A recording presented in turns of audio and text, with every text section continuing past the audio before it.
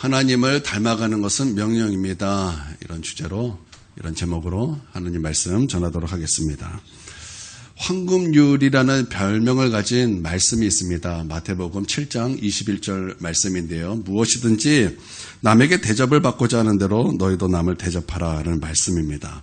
그리고 이 말씀에 이어서 주님께서 말씀하시기를 이것이 율법이고 선지자다 이렇게 말씀하고 있습니다.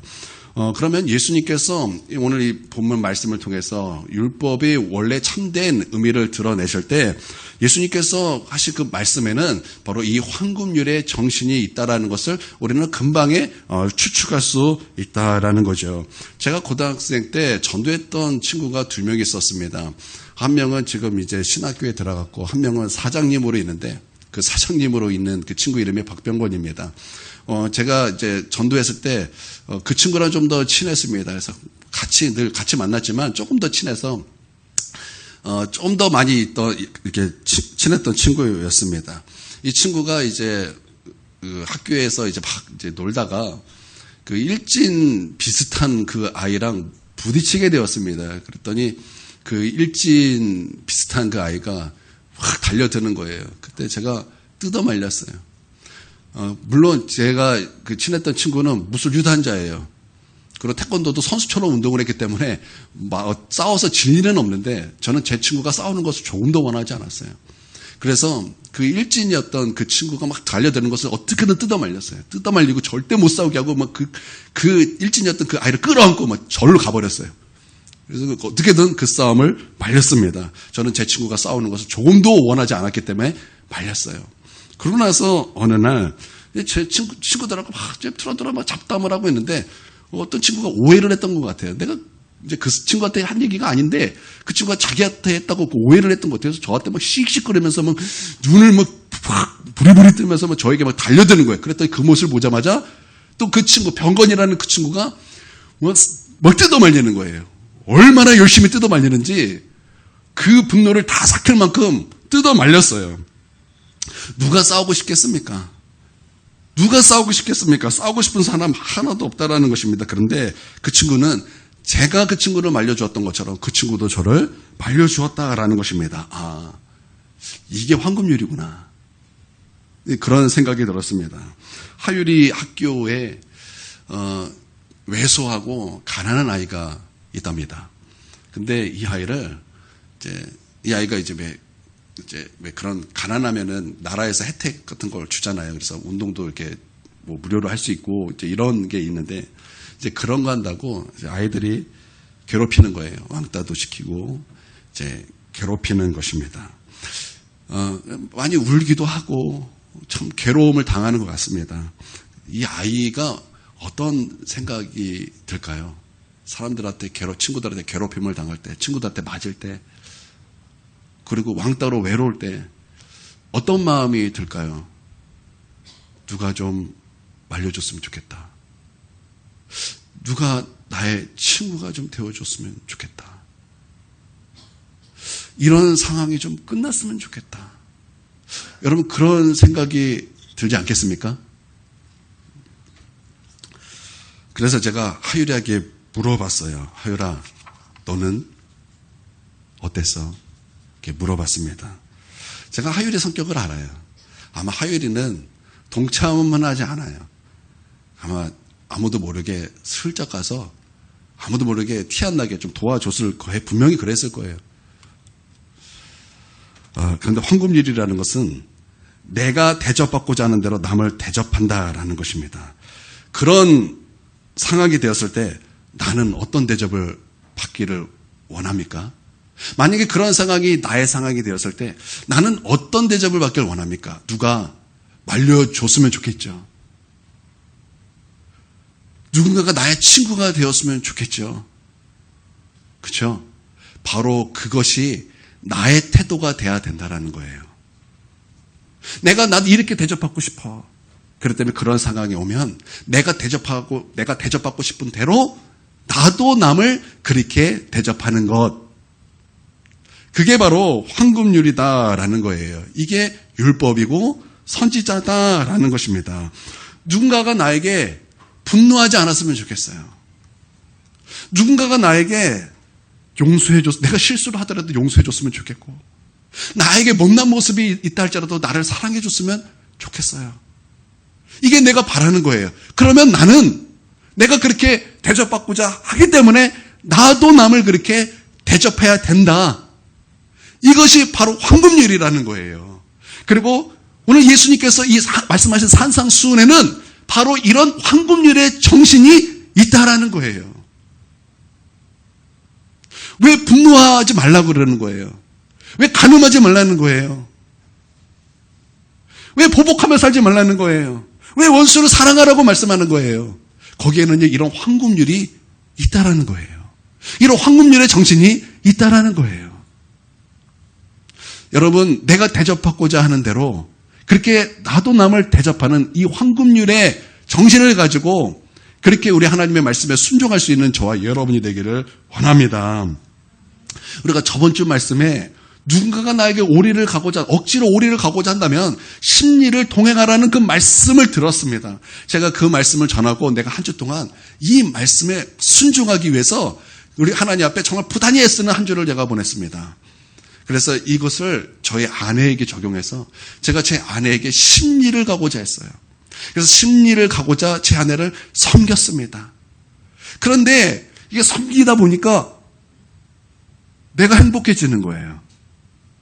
내가 행복해지는 이유가 무엇이냐면 내가 분명히 내 아내를 심리를 동행해야지 그렇게 섬기는데 어느 시간이 지나니까 내 아내도 나를 심리로 섬기고 있더라는 거예요.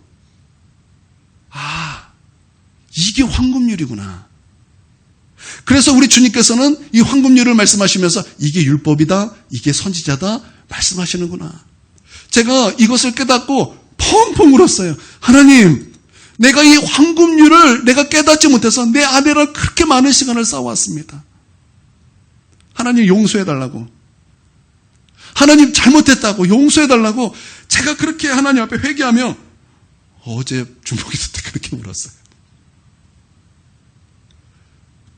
아, 이거였어요. 제가 그 말씀을 모르지 않아요. 근데 내가 그 말씀을 깨달았다라는 거예요. 여러분이 혹시 실수해도 여러분은 용서받기를 원하시죠? 여러분 사랑받기를 원하시죠? 그러면 내가 그렇게 먼저 남을 대접해야 된다는 거예요. 그러면 그 황금률은 다시 나에게 돌아온다는 거예요.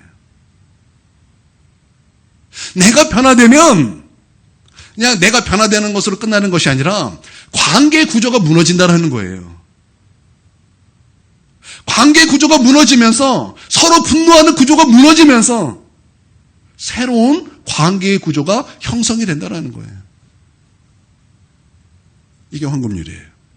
이게 율법이고 이게 선지자다라는 거죠. 여러분, 이런 황금률, 이 황금률로 우리 하나님 앞에 순종할 수 있는 저와 여러분이 되어야 할 줄 믿습니다. 우리는 그렇죠. 저 사람이 나에게 이렇게 해줬으면 좋겠다. 우리는 먼저 그렇게 우리는 이기적이에요. 그래서 나 중심으로만 먼저 생각을 해요. 내가 그 사람에게 이렇게 해줘서 그 사람이 나에게 이게 아니라 그 사람이 나에게 이렇게 해줬으면 좋겠다. 그럼 나도 그 사람한테 이렇게 해줄 텐데. 우리는 먼저 그것을 생각합니다. 그리고 우리는 저 사람이 나에게 해주면 나도 그 사람에게 해준다라는 그것을 상식으로 갖고 있습니다. 그런데 성경은 그게 아니에요. 하나님 말씀은 그것이 아니에요. 하나님의 말씀은 황금률이에요. 내가 남에게 대접받고자 하는 대로 나도 남을 그렇게 대접하는 거예요. 내가 먼저 변화됨으로 나아가는 거예요. 내가 먼저 희생하고 섬김으로 나아가는 거예요. 그러면 그 사람도 나와 동일하게 똑같이 나를 그렇게 대접한다라는 거죠. 여러분, 이런 황금률을 붙드시기를 주님의 이름으로 축원드립니다.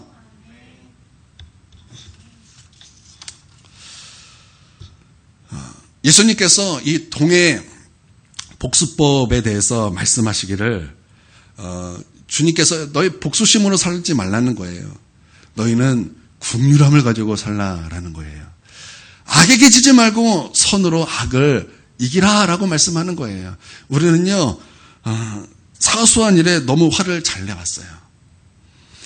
조그마한 모욕에도 참지 못했어요. 사람들이 나를 존중하지 않는 것에 대해서 우리는 참 견디지 못하고 살아왔습니다. 그래서 분노로 살았고 또 이것에 대해서 보복심을 가지고 살았습니다. 그러나 그것은 참된 그리스도의 모습이 아닌 것이죠. 그래서 우리 주님께서는 이어서 말씀하시기를 누가 너에게 오른편을 때리면 왼편도 돌려대고 누가 고발하여 너에게 속옷을 가져가고자 하면 너의 겉옷까지 내어주고 또 누군가가 억지로 너희를 오리까지 가게 하려면 너희가 십리를 동행하라. 이렇게 말씀하시면서 이제 네 번째로 말씀하시기를 42절에 이렇게 말씀하셨습니다. 함께 읽겠습니다. 자, 시작. 내게 구하는 자에게 주며 내게 꾸고자 하는 자에게 거절하지 말라. 내게 구하는 자에게 주며 내게 꾸고자 하는 자에게 거절하지 말라. 여러분 이 말씀에는요 우리가 좀 의문을 가질 수 있는 그런 것이 있습니다. 그게 뭐냐면 무조건이라는 거예요. 이게 과연 무조건인가? 라는 그런 의문이 드는 그런 말씀이에요. 자, 여러분 질문해 보겠습니다. 오늘 말씀에 내게 구하는 자에게 주며 내게 꾸고자 하는 자에게 거절하지 말라. 이 말씀은 과연 무조건일까요? 제가 며칠 전에 전화를 받았습니다. 가끔 전화하시는 분이에요. 그분이 어려울 때마다 저에게 전화를 합니다. 도와달라고. 근데 이번에 전화하셔서 피랑아 70만 원 좀 빌려줘라. 이렇게 말을 하는데 제가 돈이 하나도 없는 거예요. 돈이 하나도 없어가지고 제가 이번에는 돈이 하나도 없습니다. 어떡하죠? 죄송해요. 그리고 이제 거절을 했는데 몇 시간 있다가 전화가 왔어요. 내가 다 이렇게 할 때가 너밖에 없었어. 내가 일단 28만 원만 빌려주라. 내가 이거를 고시원에 내야 되는데 이거를 내지 않으면 나는 이 고시원에서 나갈 수밖에 없다. 제발 좀 도와줘라. 그래서 제가 그때 생각이 났던 말씀이 몇 개가 있어요. 첫 번째는 가난한 자에게 구워지는 것은 하나님께 구워드린다라는 하나님의 말씀이에요. 그리고 예수님의 이름으로 섬기면 예수님의 이름에 상이 있다라는 말씀이고 또 한 가지는 오늘 본문의 말씀이에요. 내게 구하는 자에게 주며 내게 꾸고자 하는 자에게 거절하지 말라라는 말씀이었어요. 그래서 우리 하엘이 레슨비를 이렇게 준비해뒀던 거 있었는데 그 학원비를 이제 가지고 이제 보내드렸어요. 그러면 우리 한번 생각해 보자라는 거죠. 내게 구하는 자에게 주며 내게 꾸고자 하는 자에게 거절하지 말라. 자, 이 말씀은 과연 무조건일까요?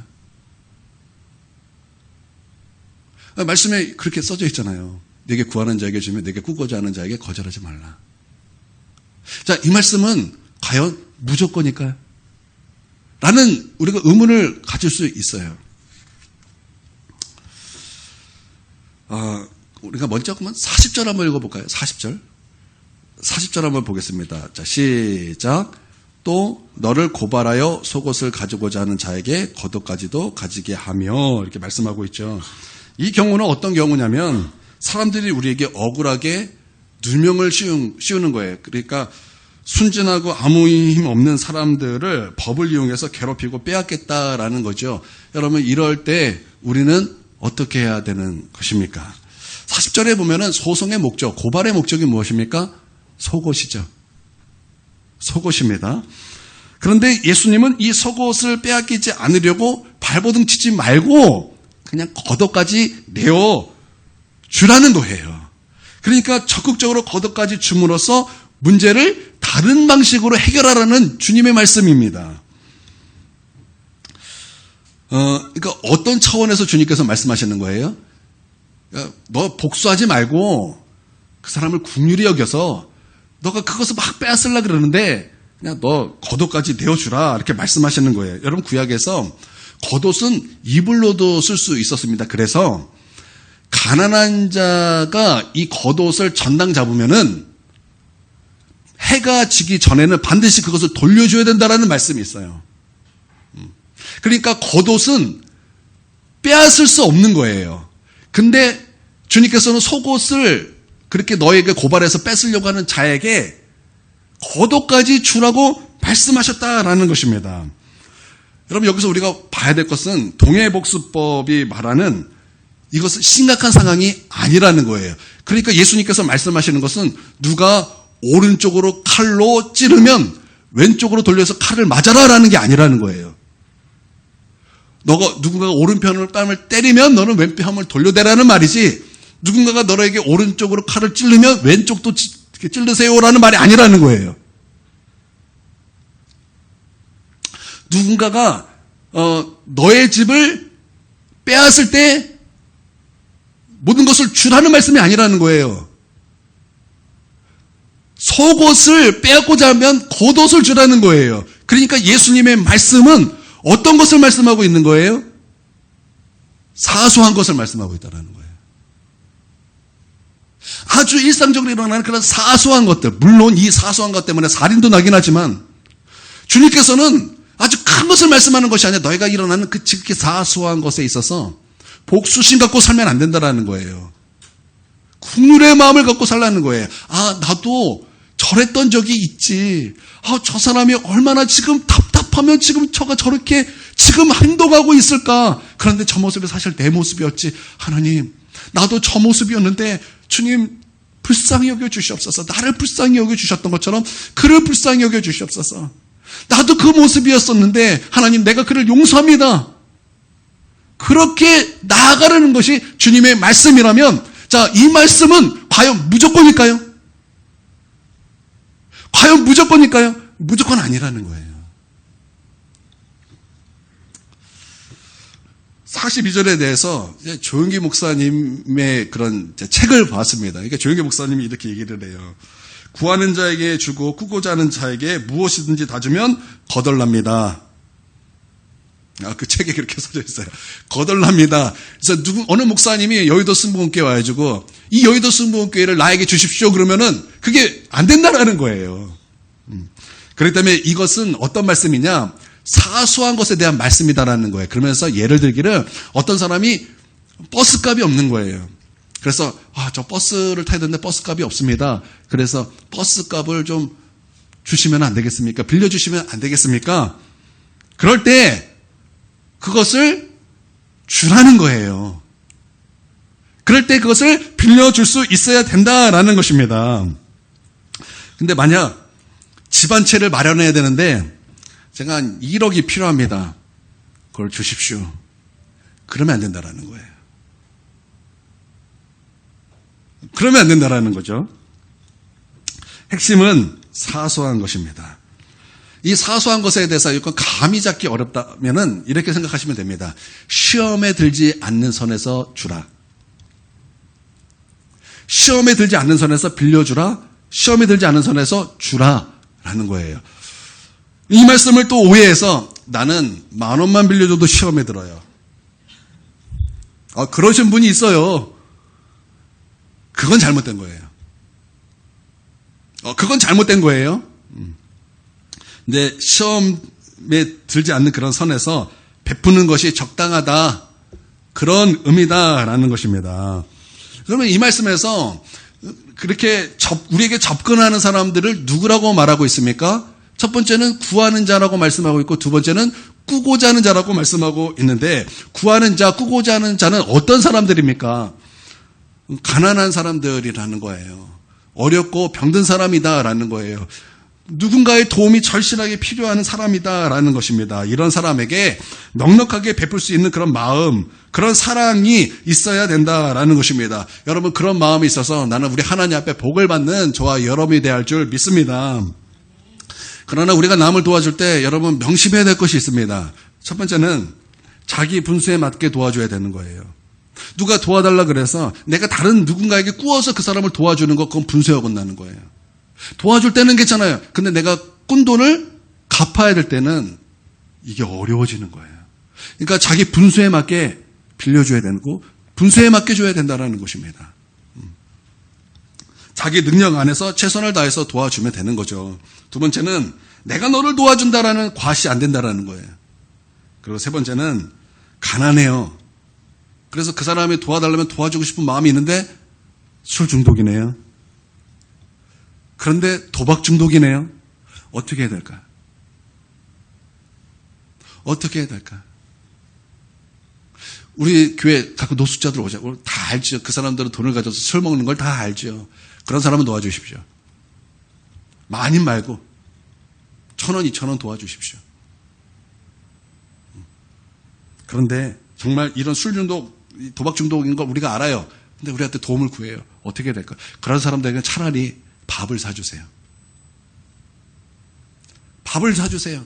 어디 필요한 물건을 사주세요. 물론 그 사람이 그 물건을 가지고 당근에 팔 수도 있어요. 그렇지만 도와주십시오. 근데 명심하십시오. 시험에 들지 않은 그 선에서 하는 거예요. 네 번째는 돈을 꾸어줘야 하나 말아야 하는, 돈을 꾸어줘야 되나 또 말아야 하는가는 자기 경제 상황과 상대방의 형편이 얼마나 어렵고 절실하냐에 따라서 다르다라는 거예요. 그러니까 여러분은 꾸어줄 수도 있고 꾸어주지 않을 수도 있다라는 거죠. 그런 권한이 여러분에게 있다라는 거예요. 그러니까 이 말씀은 무조건이 아니구나라는 것을 여러분 알고 계시다는 거예요. 그래서 누군가가 도움을 구할 때 나 정말 돈이 없어요. 진짜 돈이 없어서 못 구워줄 때 여러분 그것에 대해서 괴로워하지 말라는 거예요. 그럴 수도 있다. 내가 지금 어려우니까 그럴 수도 있다. 라는 거죠. 그런데 내게 능력이 있어요.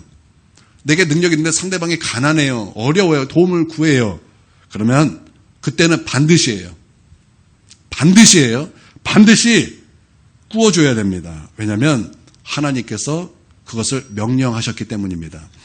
신명기 15장 17절 18절에 그 가난한 형제에게 내 마음을 완악하게 하지 말며, 완악이라는 것은 하나님의 뜻을 알지만 내가 고집 부려서 순종하지 않겠다라는 뜻이죠. 그러니까 완악하게 하지 말라는 거예요. 내 손을 움켜쥐지 말고 반드시 내 손을 그에게 펴서 그에게 필요한 대로 쓸 것을 넉넉히 구워주라. 반드시라 그랬어요. 반드시. 결코라는 말이죠. 그러니까 내가 형편이 되는데 정말 가난한 사람들이 가난한 사람이 도와달라 그러면 반드시 도와줘야 된다라는 거예요. 이해가 되십니까?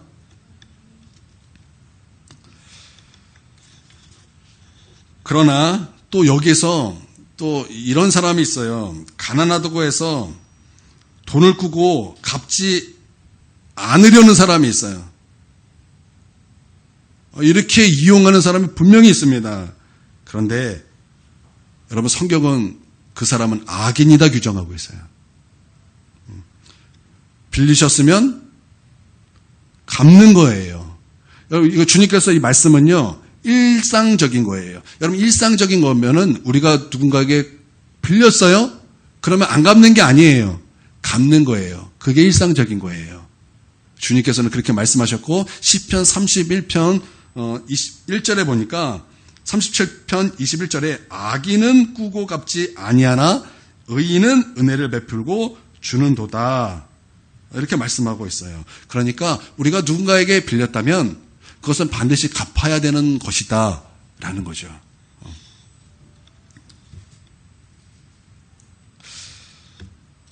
우리가 좀 이런 갚는 문제에 있어서 우리가 좀 형편이 되는 사람에게는 조금 늦춰질 수도 있겠죠. 그런데 여러분 가난한 사람에게 무엇인가를 빌렸다면요. 여러분 아셔야 됩니다. 가난한 사람에게 빌렸다는 그것은 가난한 사람에게 전부라는 거예요. 우리 주님께서는 가난한 사람 것을 빌리면 주님께서 해가 지기 전에 돌려주라는 말은요. 너가 가난한 사람의 것을 가져갔냐? 가난한 사람은 그게 전부기 때문에 돌려줘라. 그것이 하나님의 뜻이에요. 여러분 이것을 명심해서 이 말씀에 균형이 있는 저와 여러분이 되기를 원합니다. 43절을 보도록 하겠습니다. 43절 자 시작. 또 내 이웃을 사랑하고 내 원수를 미워하라 하였다는 것을 너희가 들었으나. 자 주님께서 이제 율법의 원래의 의미가 무엇인가를 드러내실 때 주님께서 이제 마지막으로 하신 말씀이 이제 이 말씀입니다. 내 원수를 사랑하고 내 이웃을 사랑하고 내 원수를 미워하라 하였다라는 것을 너희가 들었으나 그렇게 말씀이 시작되고 있습니다. 성경에서는 내 이웃을 사랑하라는 말씀이 있습니다. 레위기 19장 18절에 이 말씀이 있죠.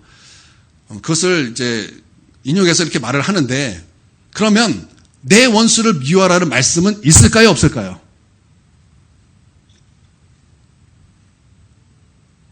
내 이웃을 사랑하는 말씀은 분명히 있습니다. 그러면 내 원수를 미워하라는 말씀은 있을까요, 없을까요? 있을까요, 없을까요? 퀴즈입니다.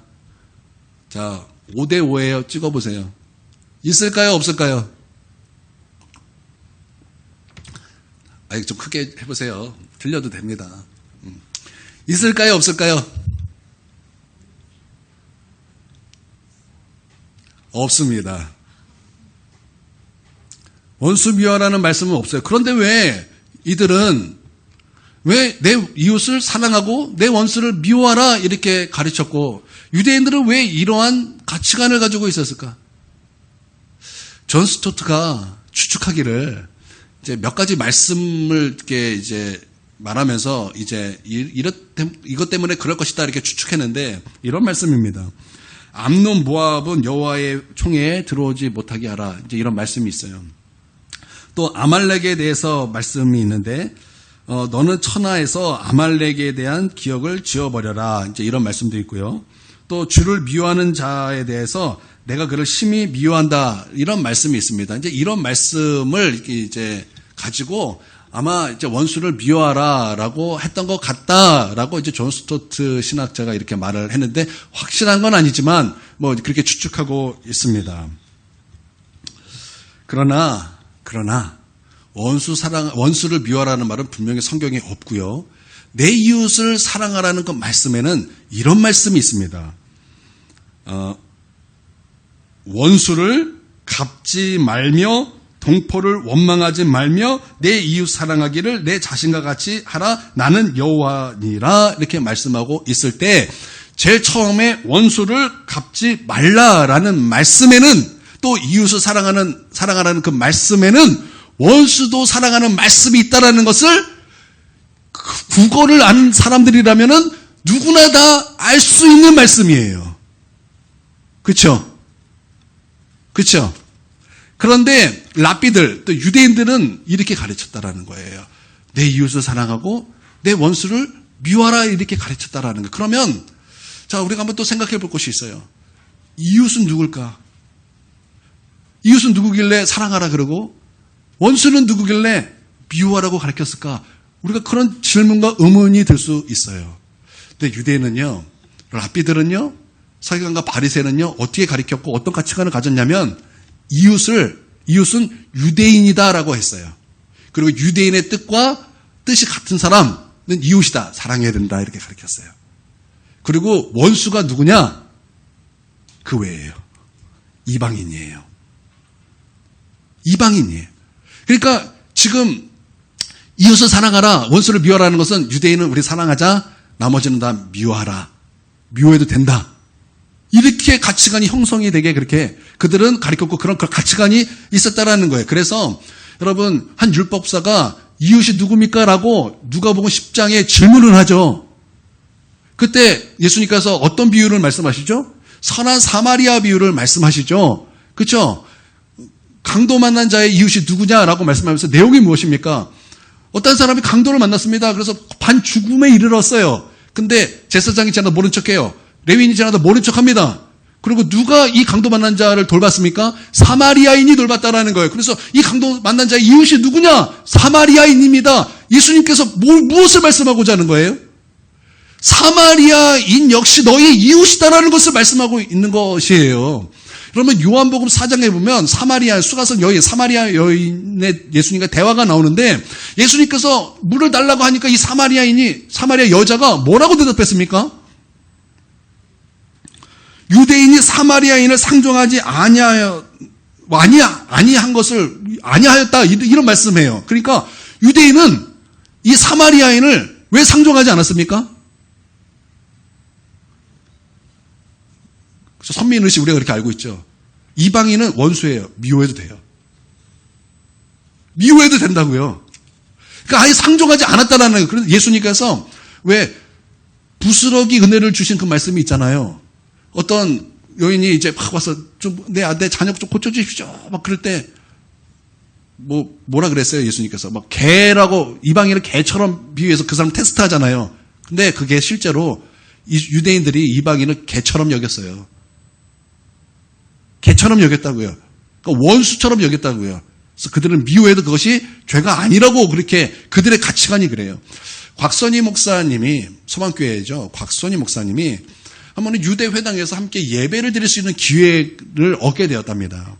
그래서 함께 이제 예배를 드리게 되었는데 마침 그때 회당에서 이제 설교 제목이 무엇이냐? 내 이웃을 사랑하라는 말씀이었다는. 그래서 말씀을 쫙 듣다 보니까 우리랑 비슷하네. 그렇게 하는데 중간부터 조금 이상해지더라는 거예요. 그래서 그들이 내 이웃을 사랑하라는 정의가 무엇이냐? 유대인만 이웃이에요. 그리고 유대인의 뜻에 동조하는 사람만 이웃이었다라는 거예요. 그러니까 유대인은, 이웃사랑은 자기 유대인, 나머지는 다 원수. 미워해도 되는 거. 근데 이 가치관이 예수님 때나 지금이나 여전히 똑같다라는 거죠. 여러분, 이런 유대인들을 보면서 혹시 여러분은 어떤 마음이 드십니까? 이런 태도, 그냥 나랑 똑같은 사람만 내 이웃이에요. 내 생각이 틀린 사람은 내 이웃 아니야. 원수예요. 미워해요. 여러분, 이런 것을 보면 여러분 어떤 생각이 드십니까? 쯧쯧쯧. 하나님의 말씀을 먼저 받은 자라고 한 유대인이 어떻게 하나님의 말씀을 저렇게 왜곡하고 살고 있나? 여러분, 그런 생각이 살짝 드셨죠? 살짝 드시지 않으셨습니까? 그쵸? 그러면 우리는 이런 유대인의 모습이 없습니까? 우리는 이런 유대인의 모습이 없습니까? 있죠. 왜 없습니까? 우리는 이웃 사랑은 하지만 원수 사랑하지 않잖아요. 원수 미워하잖아요. 그러면 사랑해야겠다라는 그런 애씀 사실 없죠. 그렇죠? 여러분, 원수 한번 떠올려 보세요. 나는 그 원수가 내 아내, 내 남편이 되지 않기를 바랍니다. 원수를 떠올려 보세요. 그 원수 어떻게 사랑해 보려고 했습니까? 했습니까? 조금 시도하다가 말았죠. 그렇죠? 조금 시도하다가 말았어요. 또 나와 생각이 같지 않으면 가까이 있는 사람도 원수처럼 여겼죠. 그렇죠? 또 여러분, 교회론을 보면요, 교회의 머리는 예수님입니다. 그리고 우리는 그의 몸이에요. 그렇죠? 그러면 여기에는 원수가 있을 수 없어요. 손과 발이 원수입니까? 손과 발이 원수입니까? 아니잖아요. 손가락과 발가락이 원수입니까? 아니잖아요. 그럼에도 불구하고 우리가 한 교회 안에서 하나 되지 못하고 얼마나 원수처럼 보는 성도들이 있잖아요. 이게 딱 우리가 그런 유대인의 모습과 꼭 같다라는 거죠.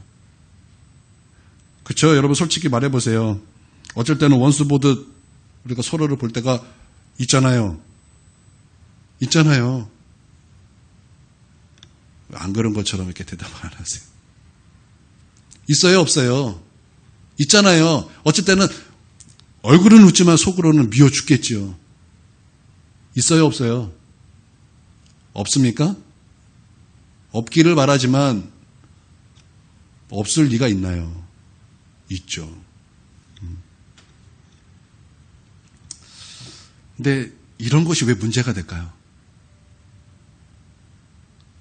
왜 이런 것이 문제가 될까요? 이게 선악과의 스토리이기 때문에 문제가 있는 거예요.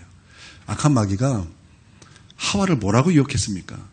하나님처럼 된다, 이렇게 유혹을 했죠. 하나님처럼 된다. 거기에 홀라당 넘어가서 선악과를 따먹은 거죠. 그러니까 죄의 근원이 된 거죠. 하나님처럼 된다. 여러분, 미움이라는 것은요, 심판입니다. 미움의 본질은 살인이죠. 살인은 심판이에요. 그러니까 미움은 심판이에요. 심판은요, 내가 하나님의 자리에 앉은 거예요. 내 보좌의 자리에 우리 예수님이 계셔야 되는데 나의 보좌의 자리에, 내 왕의 자리에 내가 딱 앉아서 내가 판단하고 내가 그를 미워하고 심판하는 거예요. 그렇기 때문에 문제가 되는 것입니다. 그러니까 내가 선악의 기준이 된 거예요. 왜 미워합니까? 왜 미워합니까? 왜 미워하죠? 내가 선악의 기준이 되었기 때문에 미움이 있는 거예요. 그러니까 이것이 심각한 문제가 된다는 거예요. 그렇기 때문에 예수님께서 다음에 뭐라고 말씀하셨습니까? 44절 한번 읽겠습니다.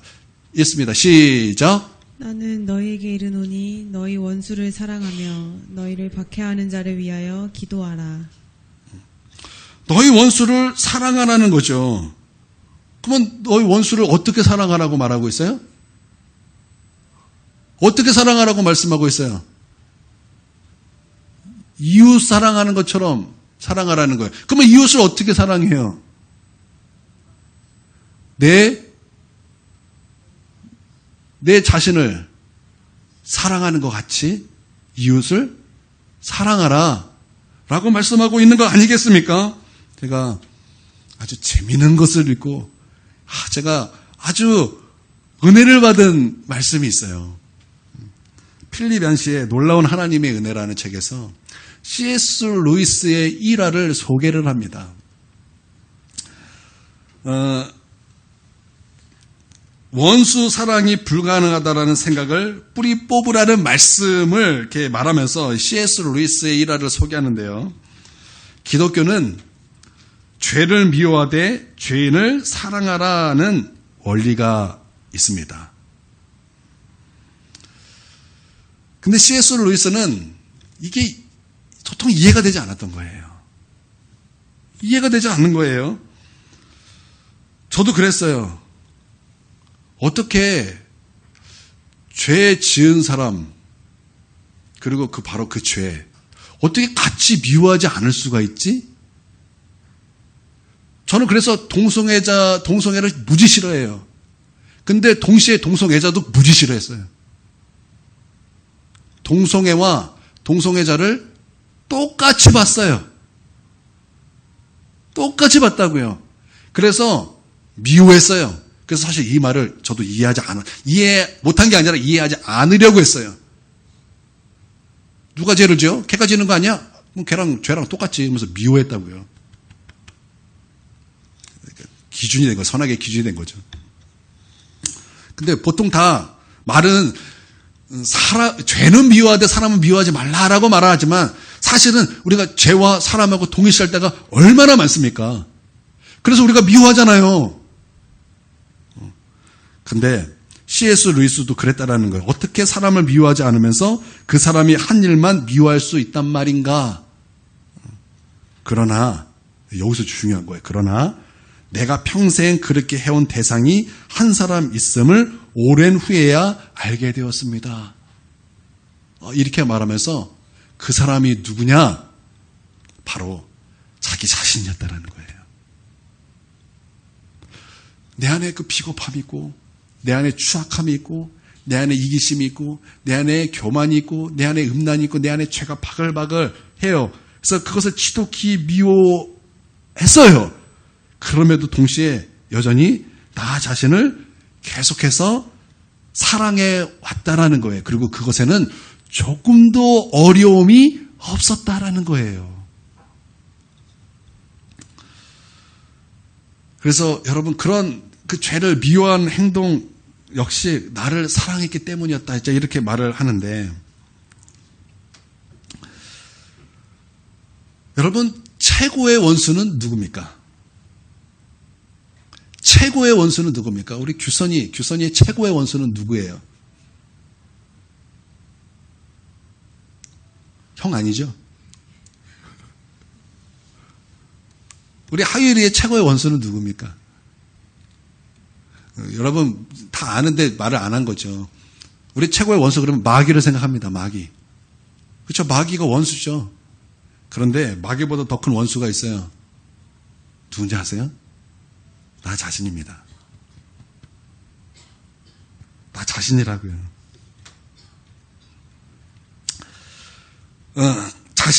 그래서 나를 가장 위협해요.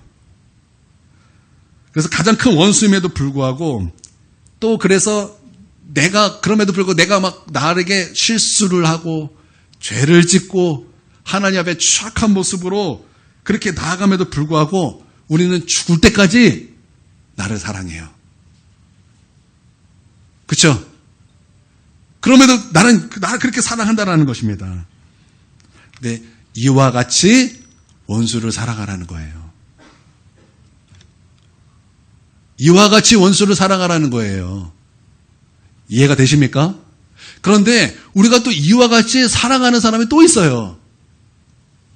그게 누구냐면 우리 자녀들이에요.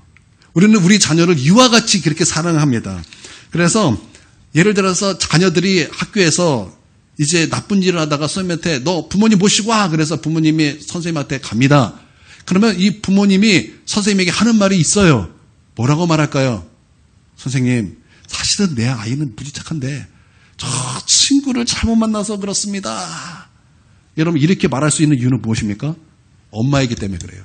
왜요? 엄마는요, 쟤와 나를 똑같이 안 봐요. 쟤와 나를 똑같이 안 봐요. 쟤와 자녀를 똑같이 안 본다라는 거예요.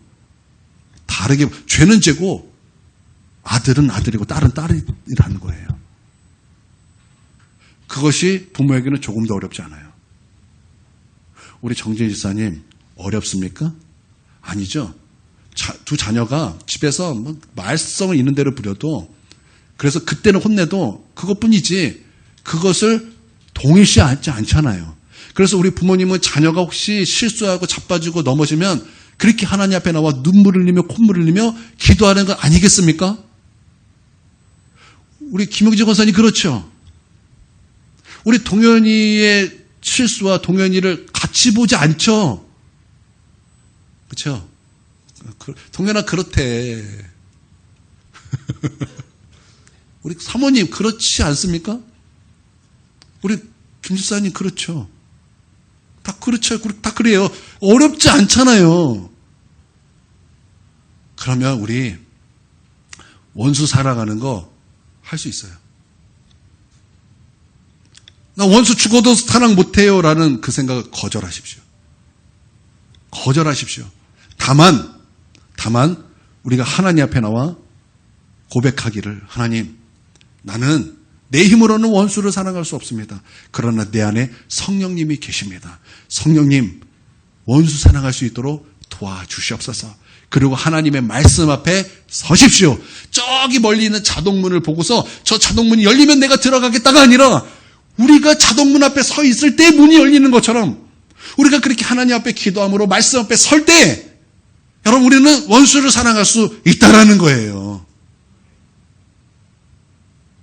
여러분 그래서 우리가 원수를 내 몸과 같이 그렇게 사랑할 수 있는 저와 여러분이 되기를 주님의 이름으로 축원드립니다. 여러분 우리는 얼마나 놀라운 은혜를 받았습니까? 여러분 우리는 얼마나 놀라운 은혜를 받았습니까? 우리 은혜의 빛인지 아닙니까? 여러분 로마서 5장에 보면은 이 세 가지를 강조하는데요. 우리가 아직 연약할 때, 또 우리가 아직 죄인 되었을 때, 또 우리가 아직 하나님과 원수 되었을 때 그리스도께서 십자가에 피 흘려 죽으심으로 하나님의 사랑을 확증하셨다라고 말씀하고 있어요. 그러니까 우리가 아직 하나님과 원수 되었을 때 우리 주님께서는 우리를 사랑하셨다는 거예요. 어떻게 사랑하셨어요? 십자가에 피 흘리기까지 사랑하셨다는 거예요. 우리가 그렇게 빚진 자라는 거예요. 그러면 우리는 어떻게 돼? 우리도 역시 원수를 미워할 것이 아니라 원수를 그와 같이 사랑해야 된다는 거예요. 할렐루야. 또 주님께서 이어서 말씀하십니다. 예수님은 너희를 박해하는 자를 위하여 기도하라 이렇게 말씀하세요. 여러분 예수님께서 십자가에서 달리셨을 때 십자가에서 7가지 말씀을 하실 때 가상칠언이라고 하는데 여러분 그 중에 첫 번째 예수님께서 하신 말씀이 무엇입니까? 예수님을 채찍질을 때려서 온 살을 다 찢고 그리고 예수님의 머리에 가시관을 찌우고 그 얼굴에 침을 뱉고 그 예수님의 얼굴을 때리고 예수님을 십자가에서 못 박고 그런 자들을 향해서 예수님은 그들 향해서 맞대어 욕하신 것이 아니에요.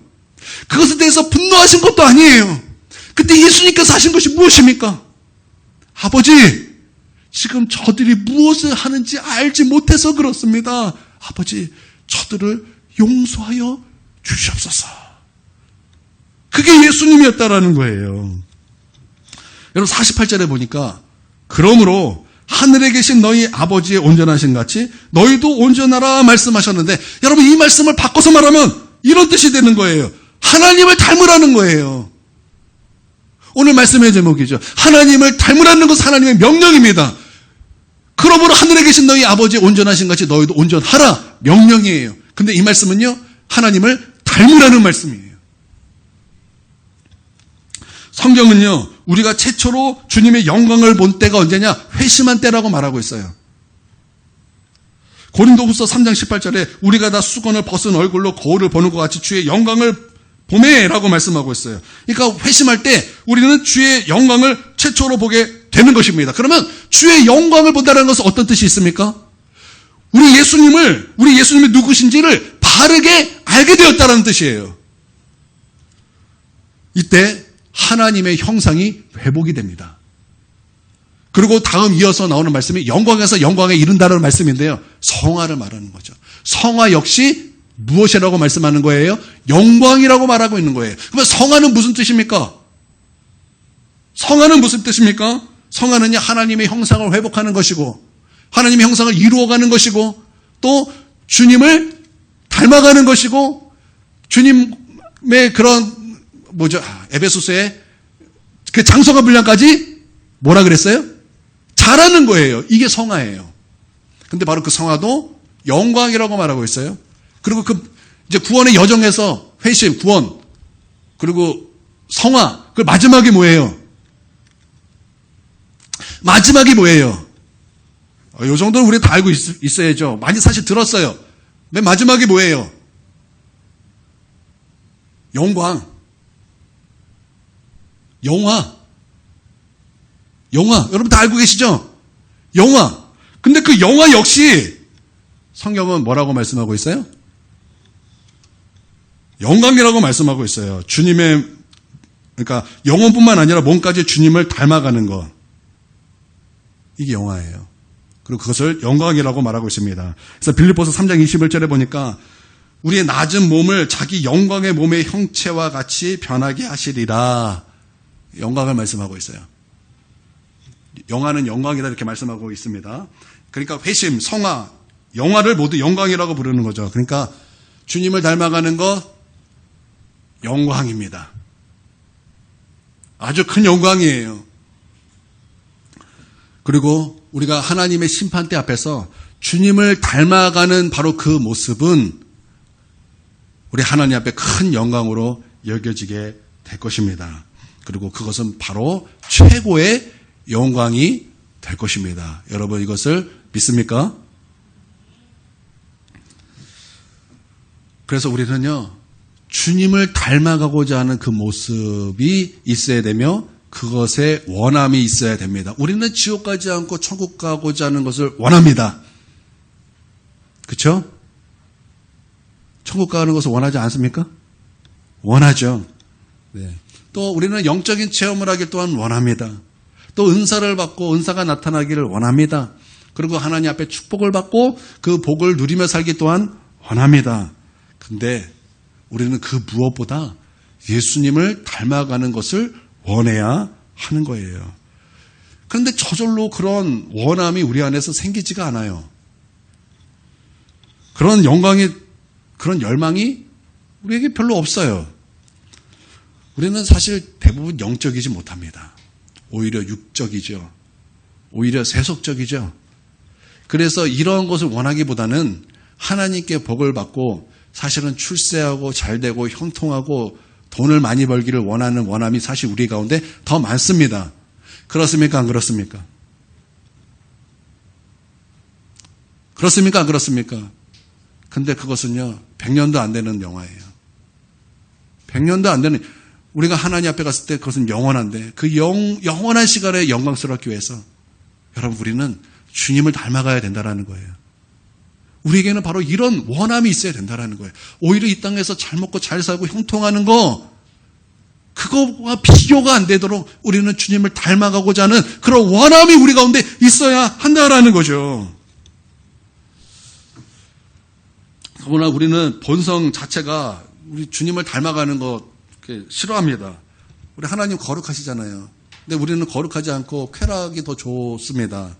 하나님은 사랑이십니다. 그래서 오래 참으시고 또 악인과 죄인을 선대하셔서 동일하게 비를 내려주시고 동일하게 햇빛을 비춰주십니다. 그런데 이런 것은 우리가 본성적으로 싫어하는 거죠. 그래서 주님은 원수도 사랑하시고 또 그들이 기도하면 회개하면 또 받아주시고 위로해 주시고 회복시켜 주시고 주님 사랑은 그런데 우리는 그런 거 참 안 좋아하죠. 그런데 그런 우리의 마음이 변화돼야 되는 거예요. 그럼 우리의 마음이 변화돼서 우리는 주님을 닮아가는 것을 그렇게도 원해야 된다라는 거죠. 여러분, 나는 우리의 심령이 변화돼서 주님을 닮아가고자 하는 그 깊은 열망, 그 깊은 갈망이 우리에게 있어야 할 줄 믿습니다. 그리고 주님께서 마지막에 그래서 기도하라 그랬어요. 기도하라. 기도하라. 기도를 시작하는 거예요. 그러면 놀라운 일이 벌어져요. 기도를 시작하면요. 내가 원수 앞에 있지 않고 내가 하나님 앞에 있게 됩니다. 여러분, 요셉이 그 마지막에 이제 야곱이 이제 죽었어요. 그러니까 형들이 요셉이 두려워서 벌벌 떠니까 요셉이 하는 말이 무엇입니까? 형님들을 두려워하지 마십시오. 내가 하나님을 대신하겠습니까? 이렇게 된 일은 하나님께서 하신 일이고 이렇게 돼서 하나님께서 많은 생명을 구원하게 된 것 아니겠습니까? 형님들, 그러니까 두려워하지 마십시오. 그러니까 요셉은 누구 앞에 있었던 거예요? 요셉은 누구 앞에 있었던 거예요? 하나님 앞에 있었잖아요. 여러분, 그렇게 기도를 하십시오. 기도를 그렇게 시작하십시오. 그러므로 45절에 주님이 이렇게 이어서 말씀하고 있죠. 자, 시작.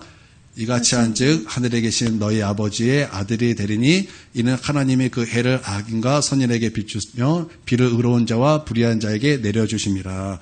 여러분, 이 말씀은요, 너희가 그렇게 해야 하나님의 자녀다라고 말을 한 것이 아니에요. 하나님의 자녀는 이런 특징이, 이런 것이 분명히 나타나게 된다. 마치 우리 팔복에서 화평케 하는 자는 복이 나니 그들이 하나님의 아들이라 일컬음을 받게 된다. 이제 이런 말씀하고 동일한 말씀입니다. 제가 우리 하율이를 이렇게 보면서 우리 하율이야 저랑 그렇게 외모적으로 이렇게 닮은 게 없는 것 같아요. 그래서 제가 나를 어디 닮았을까? 머리 짧으면 약간 파인애플처럼 되는 것 좀 비슷한 것 같은데. 외모적으로는 이렇게 닮아 보이지 않은 것 같아요. 그런데 제가 이게 테이블에 이렇게 딱 앉으면은 버릇이 있어요. 이게 뭐냐면 발가락을 이렇게 나도 모르게 모으고 있다라는 거예요. 양쪽 이렇게 꽉 모으고 이렇게 공부하라고 이렇게 말씀드리고 이렇게 밥을 먹어요. 이거는 나도 모르게 되는 거예요. 근데 어느 날 우리 하율이를 보니까 저랑 똑같아요. 나랑 똑같이 발가락을 이렇게 꽉 모으고 있어요. 항상 이렇게 꽉 모으고 있어요. 이제 그 모습을 보면서 저 녀석 내 아들 나 닮았구나. 여러분, 우리가 용서하는 것을 보고 무엇을 아는 거예요? 우리가 과연 하나님의 자녀이구나. 하나님의 아들이구나. 이것을 안다라는 거예요. 할렐루야. 이것을 말씀하는 거예요. 말씀 결론 맺겠습니다. 제가 신학교에 들어가서 이제 알게 된 목사님, 그분은 나를 몰라요. 저만 그분을 알아요. 그분이 설교식이나 이런 얘기를 하는 거예요. 우리 아이들에게 짜장면 한번 사줬다는, 근데 그 짜장면 한번 사줬는데 아이들이 그 짜장면을 먹고서 얼마나 나를 사랑하게 됐는지 모른다. 그러면서 교사는 아이들에게 짜장면을 반드시 사줘야 된다. 이런 말씀인데 참 일리 있는 말이었어요. 제가 이 말씀을 준비하면서 우리 아이들, 청소년 아이들, 그 아이들을 생각하면서 사랑해야지. 어떻게 사랑할 수 있을까? 그러고 나서 이제 적용한 것이 이제 이 아이들과 함께 모여서 교제하면서 영화 한번 보여주고 함께 밥 사줘야지. 이런 마음이 부어졌어요. 그래서 내가 이 아이들을 사랑해서 대가지불을 해야지. 그렇게 해서 이제 오늘 영화를 보게 되었는데요. 여러분, 사랑은요, 반드시 대가 지불이 필요합니다. 사랑은 반드시 대가 지불이 필요해요. 우리가 하나님을 사랑합니다 라고 말하는데 대가 지불이 없어요? 그건 하나님 사랑하는 거 아니죠. 내가 사랑합니다 라고 말하면서 대가 지불이 없어요? 그건 사랑이 아니에요. 그렇게 내가 결단하고 그렇게 하고자 했을 때 희한하게 놀라운 것은 이 아이들이 그렇게 이뻐 보일 수가 없어요.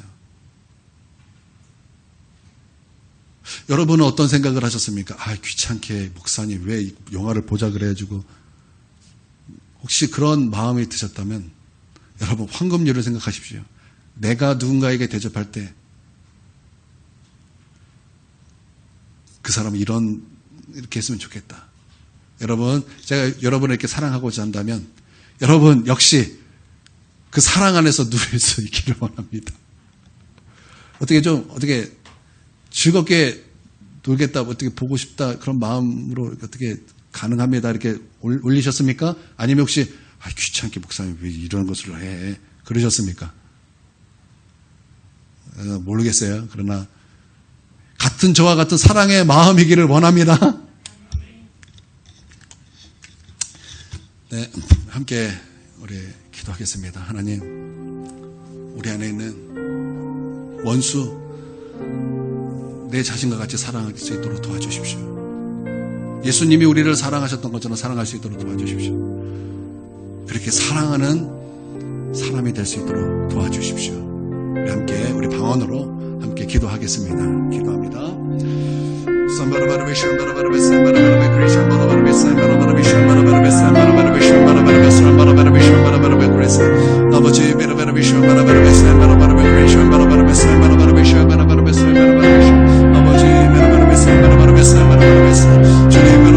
아버지, 주님 원수 앞에서 우리는 어떠한 모습이었습니까? 아버지, 원수 앞에서 우리는 어떠한 모습이었습니까? 아버지 하나님, 우리가 회개합니다. 아버지, 회개합니다. 주여, 회개합니다. 주님, 우리는 이미 사랑의 빚진 자인데, 아버지, 우리가 원수 되었을 때, 아직 원수 되었을 때 우리 주님 우리 위하여 십자가에 빌려 죽으시고, 아버지 하나님의 사랑을 확증하셨습니다. 아버지, 주님, 그런 우리 주님을 닮아가기를 원합니다. 주님, 그런 우리 주님을 닮아가기를 원합니다. 주님 도와주시옵소서. 주님 도와주시옵소서. 주여 도와주시옵소서. 아버지,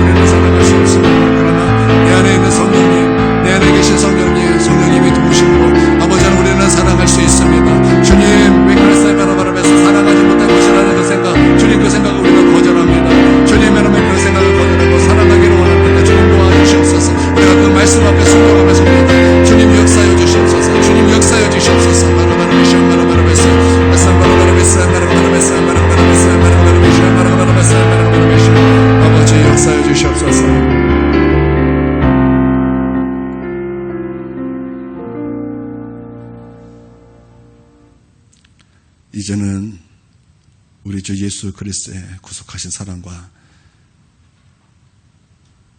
우리를 사랑하사 당신의 아들을 보내주신 아버지 하나님의 무궁하신 사랑과 성령의 감화, 교통, 내주 충만하심이 지금 고개 숙여 예배하는 주의 거룩한 백성 머리 위에와 그 가정 위에와 한국교회 위에 이제로부터 영원토록 함께 하옵시길 간절히 축원하옵나이다. 아멘.